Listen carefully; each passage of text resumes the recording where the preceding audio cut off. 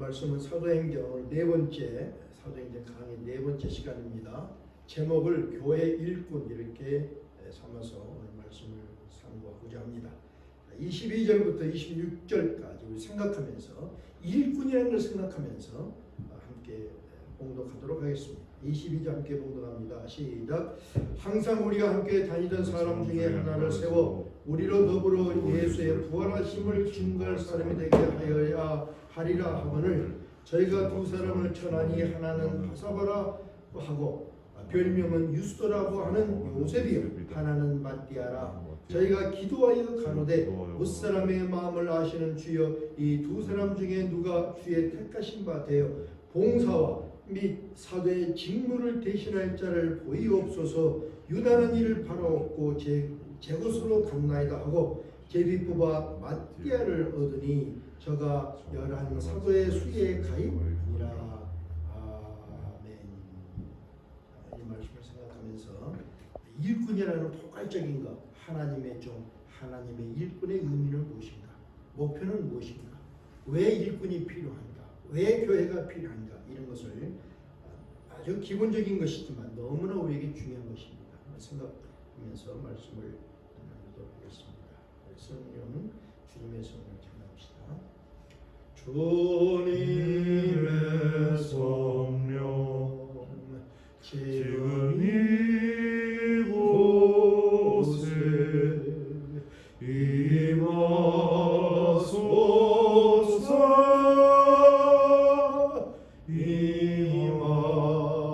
임하소서.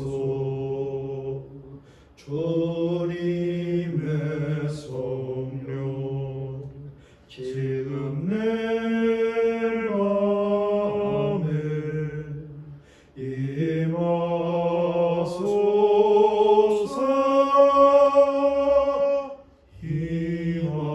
임하소서. 할렐루야 할렐루야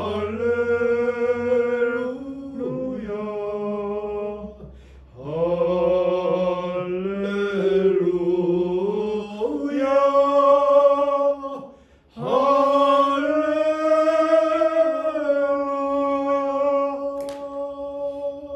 할렐루야. 성령님 오시옵소서. 우리의 심령 깊은 곳에 자리 잡아주시고 오늘 주신 말씀과 온전히 연합되게 하여 주셔서 저희들이 발걸음이 다시 한번 제자리로 돌아오고 우리가 갈 길을 다시 한번 바라보는 시간이 되게 하여 주시기를 간절히 원합니다. 사탄 마귀 틈타지 못하도록 막아주시옵소서. 모든 잡념도 막아주셔서 오늘 영적인 연합, 우리 지적으로 정적으로 육적으로도 우리 주님의 말씀과 연합되는 시간이 되게 하옵소서. 부정한 종을 십자가 뒤에 가려주시고 주님이 허락하신 말씀만 온전히 전할 수 있도록 성령님 역사해 주시옵소서. 우리 주 예수 그리스도를 의지하고 간절한 마음으로 기도드렸사옵나이다. 아멘. 일꾼이라는 제목은 우리가 수도 없이 설교를 했습니다. 그래서 교회의 일꾼, 집사의 직분, 장로의 직분, 목사의 직분, 청지기 이런 많은 설교를 했는데 오늘은 조금 더 다르게 교회의 조직과 교회의 일꾼의 의미가 무엇이냐, 목적이 무엇이냐 하는 아주 기본적인 것을 우리 함께 상고하기를 원합니다. 너무나 이게 단순하고 다 아는 것 같은데 그런데 실은 너무나 잘 모르고 있는 거예요. 교회 기초가 흔들리니까 교회가 어려움을 겪고 오랜 동안 교회 생활을 하면서도 교회 직분을 가지고 그것이 어떤 계급인 양 잘못 인식하는 많은 문제가 교회 안에 있음을 생각하면서 저는 오늘 이 단순한 이 말씀을 준비하면서 기도 많이 했습니다. 특별히 우리 교회 젊은 우리 성도들이 앞으로는 교회를 붙드는 큰 제목이 되어야 되는데 그러기 위해서는 이 교회 일꾼이라는 이 의미를 분명히 가슴으로 알고 정말 이 가슴에 담고 그래서 성장해야만 된다. 이것이 제자를 삼는 가장 기본이라는 것을 우리가 생각을 합니다. 많은 교회가 제자 공부를 합니다. 그런데 그 제자 공부를 어떻게 하느냐? 현실적인 것보다는 성경을 가르칩니다. 이론을 가르칩니다. 교회는 이론보다 현실 속에서 무엇을 해야 될까? 이것을 가르치고 깨우쳐 줘야 된다. 또 무엇보다도 교회 일꾼들이 올바른 일꾼들이 있을 때 그 교회가 바르게 서고 정말 주님이 기뻐하는 그런 교회가 될 수 있고 우리도 가장 귀하고 값 있는 삶을 살 수 있다. 이런 생각을 합니다. 한번 질문을 하겠습니다. 여러분, 나는 지금 아주 어떤 일 중에서 내 삶 속에서 나는 분명히 최고의 고귀한 일을 하고 있다. 그런 일을 하고 있다. 이렇게 생각하는 부분이 있습니까? 또 언제나 우리 현철 형제님한테 질문합니다. 나는 지금 고귀한 일을 하고 있습니까? 없습니다. 어? 아직 없어요? 안 들려요. 아직 없습니다. 아직 없습니까? 하고 있는데, 그러니까 안 하는 말 하고 있는데.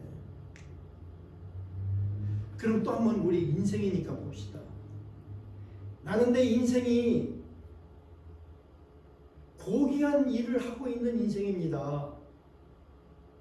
내 인생은 아름다운 어떤 명예를 얻는 그런 삶을 살고 있습니다. 하고 지금 여러분 삶이 어떤 아름다운 일, 아름다운 삶의 한 부분을 갖고 있다. 이렇게 생각합니까? 어떻습니까? 이것이 없다면은 그 삶의 의미가 무엇입니까? 어떤 사람들은 나는 열심히 일해요. 무엇을 위해서? 성공하기 위해서. 성공이 무엇인데요? 좋은 가정 갖고 건강하게 잘 사는 거. 그건 동물도 다 그렇게 해요.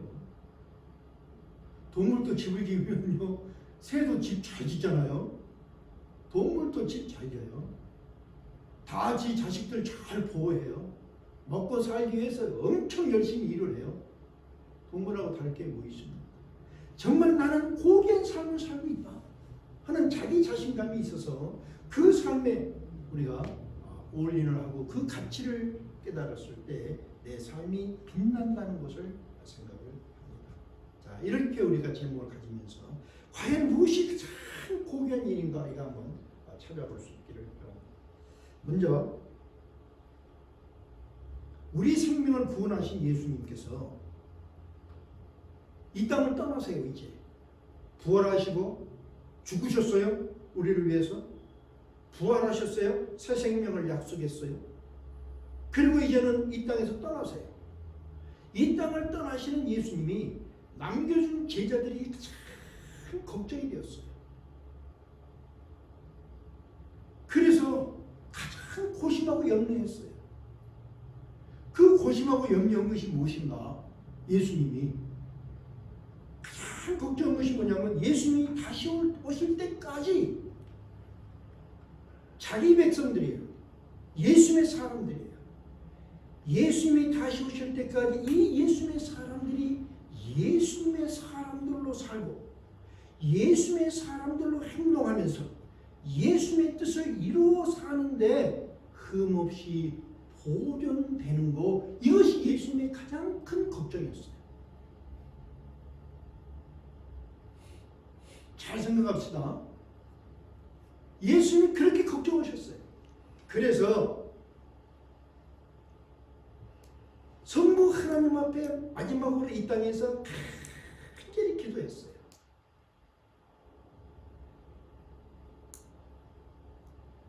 그것이 뭐냐면 이들을 흠없이 보존하게 하소서.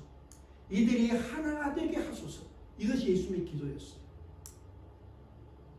그렇게 하고 이제 예수님이 떠나시면서 핏값으로 생명의 값으로 당신의 백성들을 보존하는 방법을 세우셨는데 첫째는 하나님과 가로막힌 휘장을 열었습니다. 현재 형제님 그 휘장 의미 아시죠? 지성소를 가로막고 있는 휘장이 반으로 갈라져서 하나님을 만날 수 있는 휘장이 예수님이 죽으시자 휘장이 갈라졌다. 두 번째는 휘장이 갈라진 그곳이에요. 하나님을 예비하던 곳, 하나님 앞에 경배드리던 곳, 하나님 말씀을 듣던 곳, 그 성막이지 않습니까? 교회예요. 그런데 그 휘장이 갈라졌어요. 그 갈라진 그곳, 하나님을 예비한 곳, 그 하나님의 집 그곳에 당신들의 백성을 불러서 모았어요. 또 기억합니다. 교회는 내가 의지로 온 것이 아니라 내가 선택한 것이 아니라 성령에 의해서 불러주었고 성령에서 이끌림 받아서 우리 각자의 교회에 오게 불러 모아진 것입니다. 그리고 모아진 자들, 이 구분된 자들의 이 모아진 교회에 모아진 자들은 구분된 자들의 구분된 자. 이 구분된 자들을 누가 성령 하나님께서 돕고 보호하시고 인도하는 이 방법을 세웠습니다. 이것이 교회입니다. 그래 이 교회관이 잘못되면 모든 기초가 잘못되는 것입니다.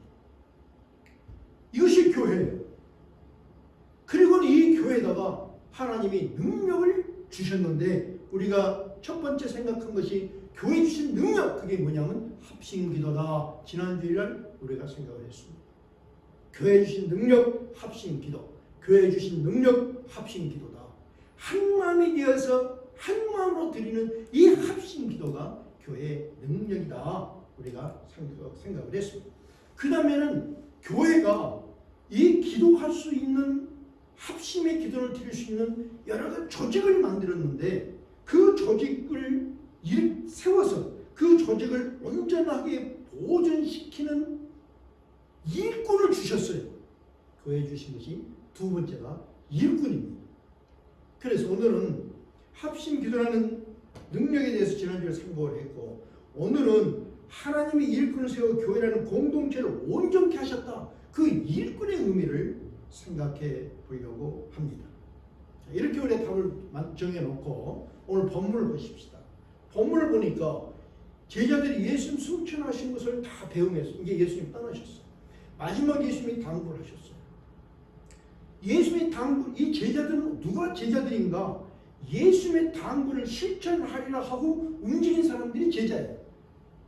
예수님의 당부를 했는데도 예수의 말씀을 듣고도 한 귀에 흘려버리면 그건 제자가 아닙니다. 예수의 당부를 듣고 예수의 당부를 실천하리라 하고 그들이 마가의 다락방이라는 곳에 모였는데 모인 성도들의 사람의 숫자가 120명이었다 그랬습니다. 120명. 120명 여러 가지로 해석할 수 있는데 저는 이렇게 여러분에게 해드리고 싶어요. 먼저 12이라는 이 숫자는 성경에서 많은 의미를 가지고 있습니다. 야곱이 12아들을 가졌습니다. 이스라엘 12지파가 되었습니다. 신약에서는 12사도를 표현하고 있습니다. 다시 말하면 12라는 것은 완전수, 하나님이 선택한 완전한 숫자다. 하나님이 선택한 자, 하나님에게 선택받은 자들이에요. 하나님께 선택받은 자들이 하나님 앞에 나와서 기도하는 거예요. 그래서 이 10자라는 숫자는 완전수입니다. 그래서 12에 10을 곱하면 120인데 이 120은 온 이 세상에서 하나님께서 선택하신 모든 성도를 상징적으로 말한다. 이렇게 우리가 말해볼 수 있습니다. 다시 말하면 교회에 모이는 자들은 내 의지로 내가 선택한 것이 아니라 하나님이 선택한 자들이 세상 곳곳에서 하나님 앞에 나와서 모여서 하나님을 경배하고 하나님의 말씀을 듣고 하나님의 일을 하게 되는 것을 말하고 있습니다. 이들이 모였는데 제일 먼저 한 것이 뭐였느냐? 제일 먼저 한 것이 뭐였냐면 가장 먼저 가룟 유다 대신 맏대아를 뽑아서 교회 조직을 만들었습니다. 제일 먼저. 선교를 먼저 하고 성경 공부를 먼저 한 것이 아니었어요. 봉사를 먼저 한 것이 아니었어요. 잘 여러분 들어보시기 바랍니다. 조직을 먼저 만들었어요. 조직을. 그리고는 조직을 만들어 놓고 안정되게 해서 그리고는 전력으로 기도를 두 번째 기도를 한 것입니다. 오늘은 그러면 왜 이 교회에 조직을 먼저 만들었는가? 왜 조직이 필요한가? 이 조직을 누가 지키고 이끄는가? 이렇게 생각하면서 은혜를 나누고자 합니다. 조직을 만드는 목적이 교회가 조직을 만들었어요. 그런데 조직을 만들어서 일하는 목적을 바울은 에베소 4장 13절에 이렇게 설명합니다.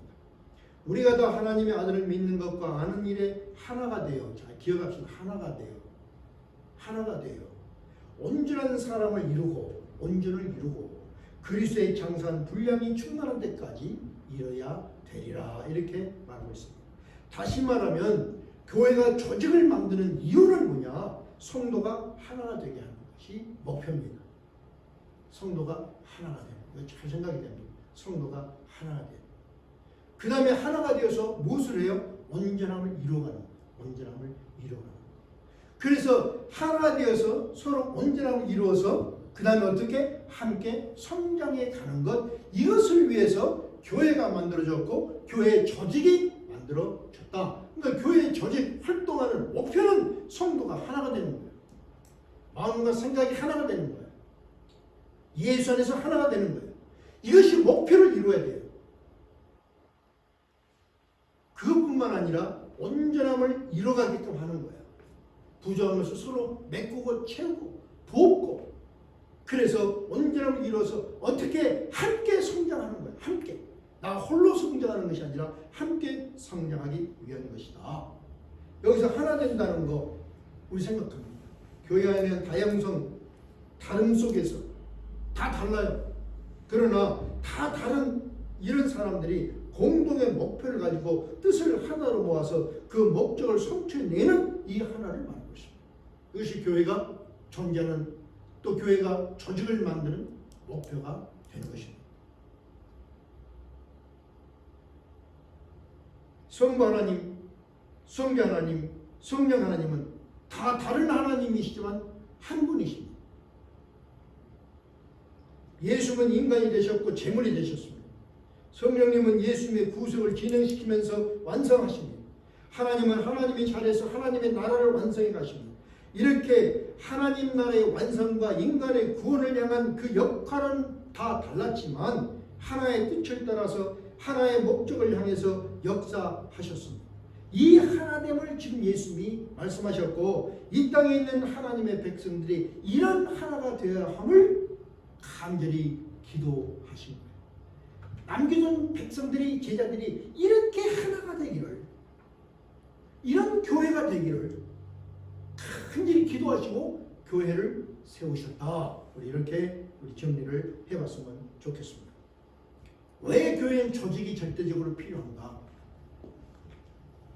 시오노 나나미라는 사람은 로마인 이야기라는 책에서 책 서문에 이런 글을 썼습니다.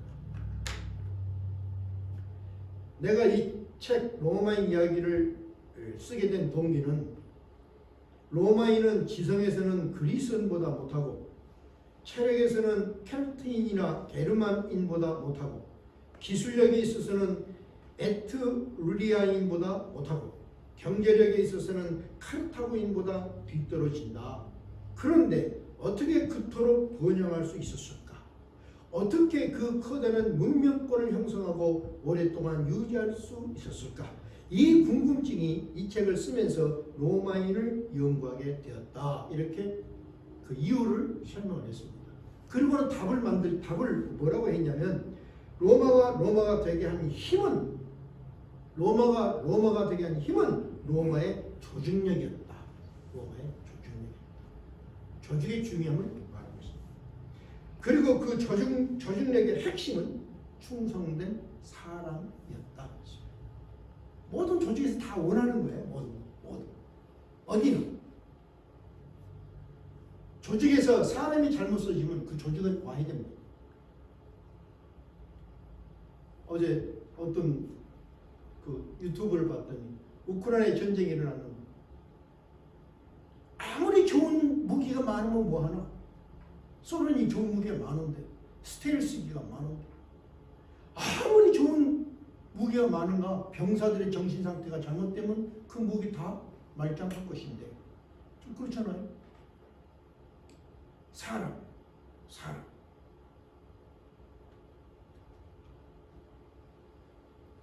모든 기계를 한번 보죠. 기계 모든 기계는 수많은 부품이 조립된 것입니다. 자동차는 3만 5천 개 부품으로 조립된 것이 자동차는 3만 5천 개 부품이에요. 그것이 조립이 되어서 자동차는 모양을 만들고 움직이게 역할을 합니다. 항공기를 한번 봤더니 항공기는 10배예요. 그래서 부품이 20만 개부터 약 30만 개의 부품으로 항공기가 만들어졌습니다. 그런데 이 많은 부품들이 각기 제 역할을 잘 하도록 하는데 절대 없으면 안 되는 존재가 있는데 그게 뭐냐면 나사예요.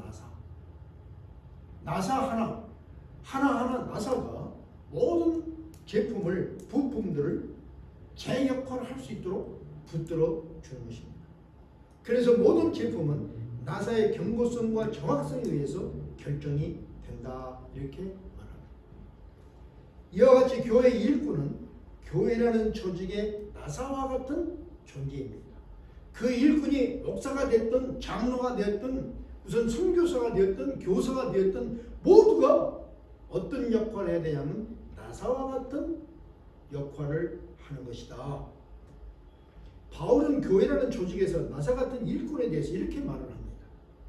여러분은 자기를 위하여 또는 온 양떼를 위하여 삼가라. 성령이 여러분을 그들 가운데 감독자로 삼고 하나님이 자기 피로 사신 교회를 보살피시게 하였느니라. 교회 일꾼, 나사 같은 역할을 하는 교회 일꾼이 일하는 목표는 뭐냐? 일하는 목표. 일꾼이 일하는 목표는 뭐냐? 하나님이 자기 피로 사신 교회를 성도를 보살피는 것이다. 보살피는 것. 어때? 여러분 한번 기억을 해보시기 바랍니다. 교회에 갔더니 교회 일꾼들이, 교회 집사, 장로, 목사들이 성도를 저분들이 정말 성도를 잘 보살핀다. 그걸 많이 느꼈습니까? 느끼지 못했습니다. 많이 보살펴준다. 나는 교회 가면은 다른 성도를 보살핀다. 그런 마음 갖고 교회 오십니까? 보살핀다. 성도를 보살핀다. 지금 오늘 핵심이 성도를 보살피는 것이다. 보살피는 것이다. 너희를 감독자로 삼아 하나님이 자기 피로 사신 교회를 보살피게 하셨다 했을 때 이 보살피는 것 그러면 어떻게 보살필 것인가? 이것을 에베소서 4장 13절에 자세히 설명합니다. 자, 어떻게 보살필 건가? 뭐라고 말씀을 하셨냐면 우리가 다 하나님의 아들을 믿는 것과 아는 일에 하나가 되게 해서 보살피는 첫 번째가 뭐냐면 하나님의 아들을 믿는 것과 아는 일에 하나가 되게 해서 온전한 사람을 이루어 그리스도의 장성한 분량이 충만한 때까지 이르도록 하는 것. 이것이 보살피는 거예요. 보살펴서 하나가 되게 하고 보살펴서 온전하게 지게 하고 보살펴서 성장하도록 하는 것. 이것이 예수님이 간절히 바라시는 것이었습니다. 예수님의 기도를 우리 다시 한번 들어봅시다. 예수님의 기도입니다. 나는 이제 더 이상 세상에 있지 않으나 그들은 세상에 있습니다. 아버지께서 내게 주신 그들을 지켜주셔서 우리가 하나인 것 같이 그들도 하나가 되게 하여 주십시오. 나는 아버지께서 내게 주신 영광을 그들에게 주었습니다. 그것은 우리가 하나인 것과 같이 그들도 하나가 되게 하려는 것입니다. 내가 그들 안에 있고 아버지께서 내 안에 계신 것은 그들이 완전히 하나가 되게 하려는 것입니다. 이것이 예수님의 소원이었어요. 하나가 되게 하는 것, 보존시키는 것. 이 간절한 마음을 가졌던 예수님께서 시몬에게 부활하신 예수님이 참 제자들을 만나서 시몬에게 이렇게 베드로에게 말합니다. 시몬 베드로야, 네가 나를 사랑하느냐? 네가 나를 사랑한다면 내 양을 치라. 네가 나를 사랑한다면 내 양을 먹이라. 내 양을 치라. 이렇게 부탁하셨어요. 뭡니까? 내 양을 치라, 내 양을 먹이라. 이 말씀 뭡니까? 내 양들을 돌봐주라, 돌봐주라, 보존해주라, 흠없이 살펴주라. 이것이 예수님의 부탁이었습니다.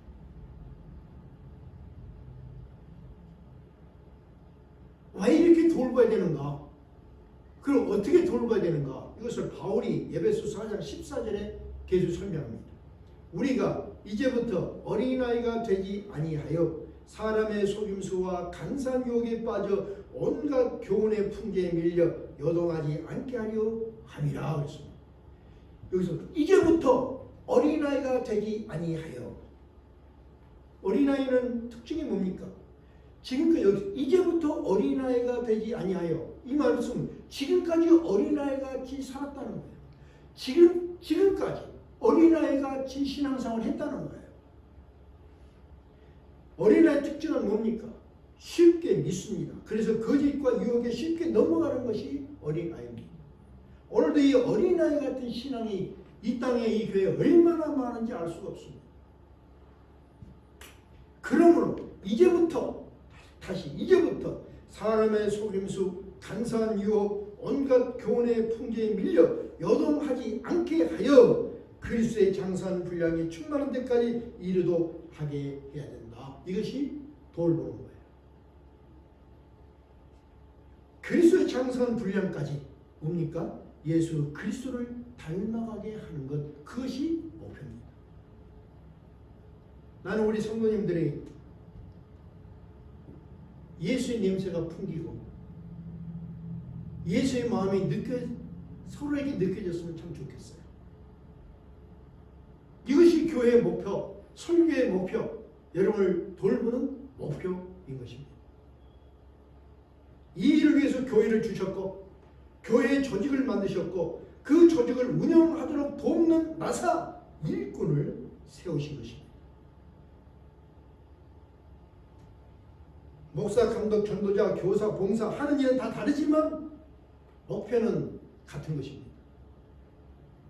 그래서 칼빈은 교회에서 세움을 받은 직분자들은 성도들을 한 몸에 연결시키는 신경조직이다, 이렇게 말했어요.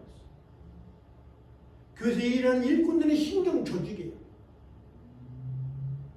여러분, 온몸의 신경이 건강하면 온몸이 가뿐하고 좋죠. 그런데 어디 신경이 다치면 거기는 얼마나 아픈지 몰라요. 제가 이 신경을 다쳤는데 허리 신경을 다치니까 이 허리가 얼마나 아픈지 몰라요. 이게 내려가면 허벅지도 아프고 다리까지 신경이 아프고 온몸이 아파요. 한 사람이 일꾼이 신경 조직이 병들면 온몸이 아파요.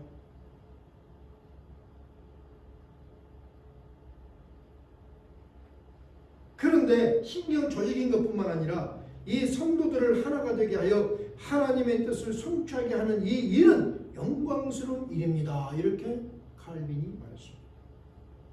이 일은 고귀한 일, 영광스러운 일이다.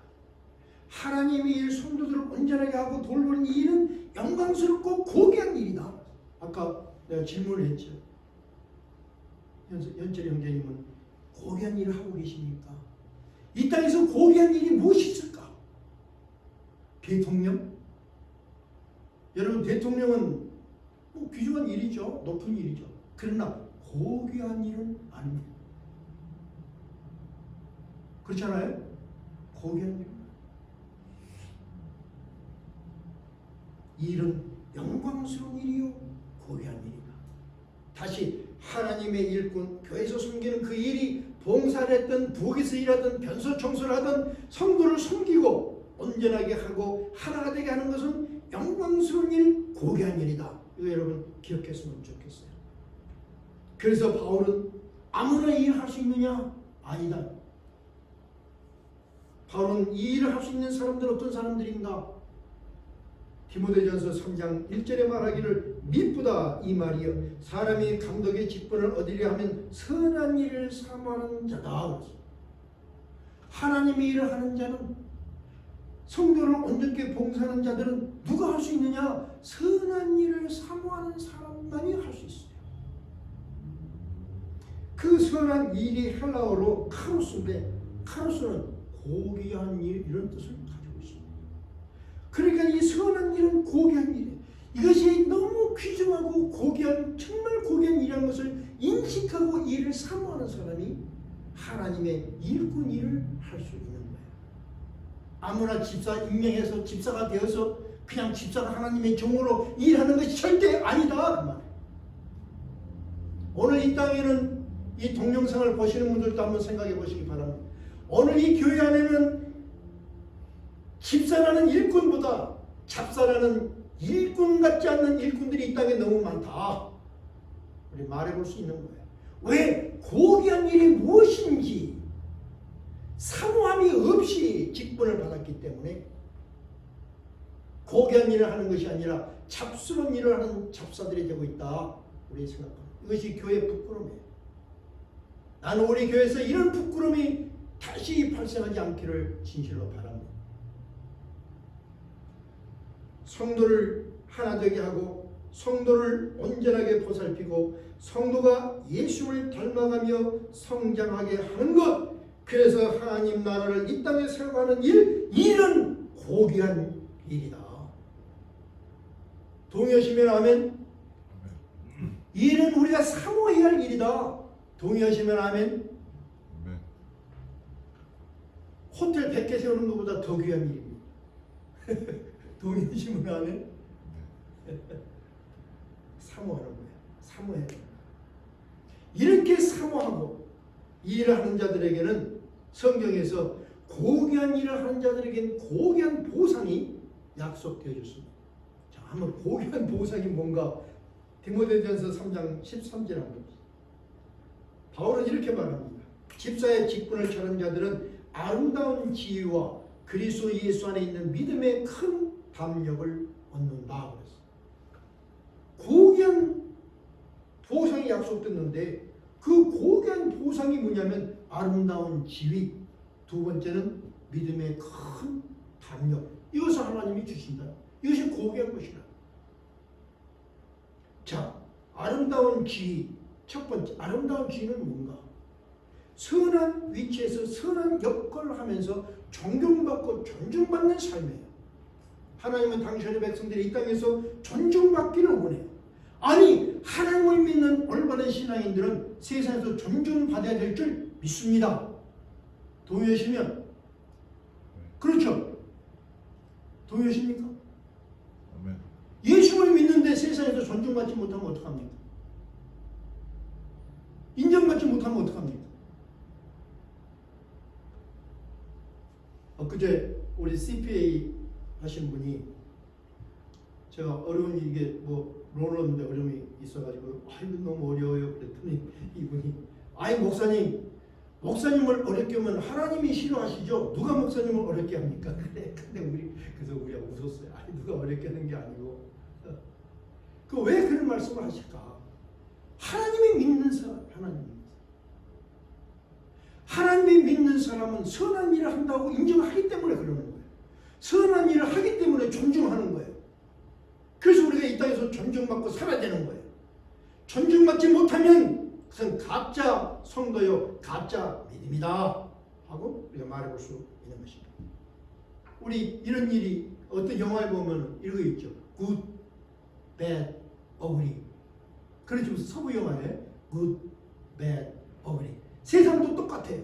Good, 선한 일을 하면서 사는, 그 선한 명예를 얻고 사는 사람이 있는가 하면 악한 일을 골라서 악한 역할을 하면서 사는 사람이 있어요. 반면에 선도 아니고 악도 아니고 이것도 아니고 저것도 아니는 어그리 멍청이처럼 사는 중간 사람도 있다는 거예요. 그런데 성경에서 우리에게 말씀하기를 선한 아름다운 지혜를 얻게 될 것이다. 이거 하나님이 신 축복이에요. 저는 여러분이 이 땅에서 아름다운 지혜를 얻어서 정말 선한 역할을 하면서 선한 일로 존경받고 그렇게 존중받는 삶이 되시기를 주님의 이름으로 축원합니다. 축원합니다. 네. 이런 재미있는 글이 있어서 한번 떠봤습니다. 꽃병과 오물. 꽃병을 들고 있는 사람을 만나면 꽃을 꽂게 됩니다. 그런데 오물통을 들고 가는 사람을 만나면 침을 뱉든지 구역질을 하게 됩니다. 인생의 길에선 꽃병을 든 사람을 만나는 이가 행복한 사람이 됩니다. 왜냐하면 우리 마음속에 아름다운 것을 꺼내서 곧 꼽게 되기 때문입니다. 선한 역할은 꽃병을 들고 가는 것과 같다. 이렇게 표현하고 있는 것입니다. 악취를 풍기는 오물통을 들고 가는 것이 아니라 꽃병을 들고 가는 삶. 잘 생각해 보시기 바랍니다. 두 번째는 믿음의 큰 담력을 주신다고 했어요. 여기서 담력이라는 것은 확신이라고 번역할 수 있는 것입니다. 다시 말하면 이런 일꾼은 하나님의 일을 하는 자들은 어떤 축복이 오냐면 믿음에 대해서 확신이 주는 거예요. 확신을 갖는 거예요. 예수님이 나를 위해서 죽으셨다는 확신이 더욱더 갖는 거예요. 예수님이 나와 동행하신다는 확신 속에서 살게 되는 거예요. 내가 천국 간다는 확신 속에서 살게 되는 거예요. 그러니까 어떻게 삶이 담대해지는 거예요. 이 같은 축복이 어디 있습니까? 이 세상에서 줄 수 없는 하나님이 주는 축복인 것을 생각합니다. 확신. 또 재밌는 글을 하나 띄워봤습니다. 제목이 참 재밌어요. 야물딱지게 신앙생활 하자. 확신을 말하는 거예요. 야물딱지게 신앙생활. 그래서 재밌죠. 흐리멍텅하지 말고 야물딱지게 신앙생활 하자. 미지근하지 말고 야물딱지게 신앙생활 하자. 유야무야하지 말고 야물딱지게 신앙생활 하자. 어리버리하지 말고 야물딱지게 신앙생활 하자. 해찰하지 말고 야물딱지게 신앙생활 하자. 마귀에게 속지 말고 야물딱지게 신앙생활 하자. 문기적거리지 말고 야물딱지게 신앙생활 하자. 근심 걱정 염려하지 말고 야물딱지게 신앙생활 하자. 여기저기 한눈 팔지 말고 야물딱지게 신앙생활 하자. 정신 바짝 차리고 야물딱지게 신앙생활을 하자. 저는 여러분이 야물딱지게 신앙생활을 할 수 있기를 바랍니다. 아멘. 그래서 아름다운 쥐, 믿음의 큰 담력, 이것은 고귀한 일에 대한 고귀한 보상이다. 오늘 성경에서 말씀하고 있습니다. 결론을 내겠습니다. 교회를 교회답게 지탱하는 힘은 나사와 같은 일꾼들에 의해서 결정이 된다. 우리가 생각을 했습니다. 그럼 여러분 각자가 생각 한번 해봅시다. 내가 붙들고 쪼이고 교회를 단단하게 묶는 나의 몫은 무엇인가? 내가 어떤 부분의 교회를 단단하게 쪼이고 있는 나사의 역할을 하고 있는가? 그 생각을 하면서 내가 더욱더 쪼여야 할 나의 몫은 무엇인가 하는 답을 오늘 기도하면서 얻는 여러분이 되시기를 예수 이름으로 축원드립니다. 정말 내가 나사로서 교회를 지키고 교회 모양을 정말 하나님 나라를 세우는 그런 일꾼으로 지켜나가겠습니다. 이렇게 우리 기도할 수 있기를 바랍니다. 아버지 하나님, 이 시간 우리 각자가 주어진 몫이 있고 우리 각자가 주어진 몫을 아버지가 온전하게 감당을 해야 될 것을 생각합니다. 하나님의 일꾼이라는 의식을 다시 한번 갖게 하여 주시옵소서. 하나님의 일꾼은 고귀한 일이요 영광스러운 일이라는 것을 아버지 하나님이 다시 한번 생각하면서 정말 고귀한 일에 영광스러운 일이라는 확신 속에서 아버지 담대한 신앙의 삶을 살고 아버지 성도를 온전하게 하고 보살피는 아버지 하나님, 이 일을 아버지 저희들에게 주셨사오니 감당하는 데 부족함이 없도록 도와주시기를 간절히 감사하며 기도합니다. 이 시간 특별히 우리 현석이 현철을 위해서 간절히 구장종 기도합니다. 아버지 하나님, 저들에게 성령으로 함께하여 주셔서 정말 깊이 저 가슴속에 느껴지게 하시고 다짐되게 하여 주시고 정말 교회를 온전하게 붙들고 세우는 이 시대에 참 하나님의 일꾼으로 다시 한번 세우시고 축복하시고 사용하여 주시옵소서. 교회를 교회답게 지탱하는 힘은 나사 같은 일꾼들에 의해 결정이 됨을 동감하면서 선한 일을 사모하는 일꾼, 아름다운 명예를 얻으며 담대한 믿음으로 교회를 섬기는 좋은 일꾼이라는 그 십자가를 지고 살리라 이렇게 다짐하면서 새로운 한 주를 향해 출발하는 우리 예수 십자가 교회 성도님들 그리고 함께 동영상으로 예배드리는 모든 분들 위해 성부 성자 성령 하나님의 긍휼하심이 한 주간의 시간마다에서 그리고 사건마다에서 함께 하옵시기를 우리를 대속하신 예수 그리스도 이름으로 간절히 축원드리옵나이다.